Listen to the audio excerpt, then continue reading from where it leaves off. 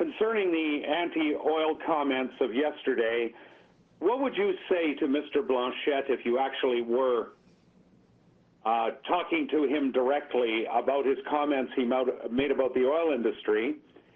And sort of part B, what say you of Elizabeth May, who started the story at the beginning of yesterday by saying oil was dead?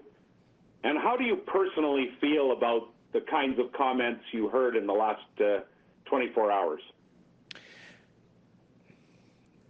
I just think it's deeply regrettable that we would see national political leaders piling on Albertans and energy workers at a time of great trial for us.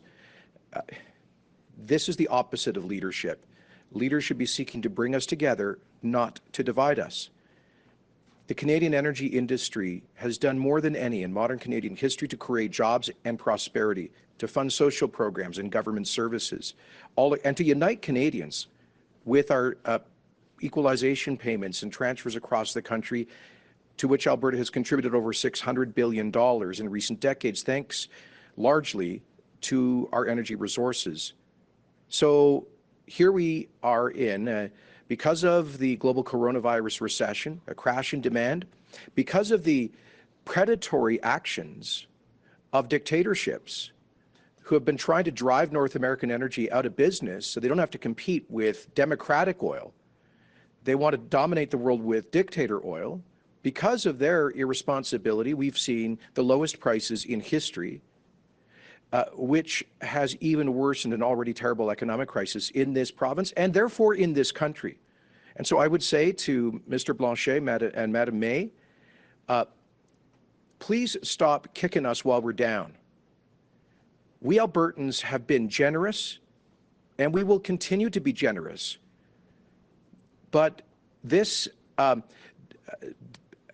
attacks on our natural resource industries are unwarranted. They are divisive. They're, I believe, in a way, un-Canadian at a time like this. It's like blaming the victim. You know, those who say, these two leaders who say that the energy industry is dead, well, I would remind Mr. Blanchet that in Quebec, they consume 60,000 barrels of oil a day, and in recent years, they've had record sales of SUVs, of heavier cars. Quebecers love taking airplanes to vacations and points south.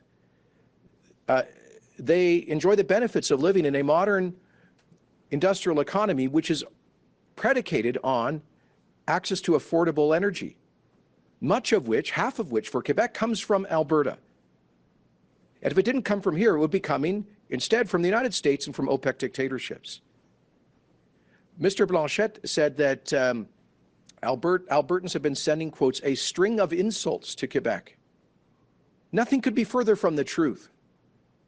What we have sent instead is tens of billions of dollars of wealth generated by the hard work of Albertans, including tens of thousands of Quebecers who moved to this province to participate in our energy industry. Quebec receives $13 billion a year in equalization payments to pay for its health care right now during the pandemic. Most of that wealth comes from this province and the people who pay their federal taxes, for example, in the energy industry. So no, we don't send a, quote, string of insults to Quebecers.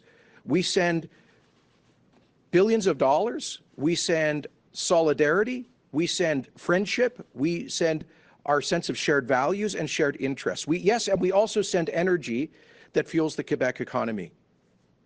And most recently, we also sent millions of masks and gloves and even 25 ventilators to help our fellow Canadians get through this.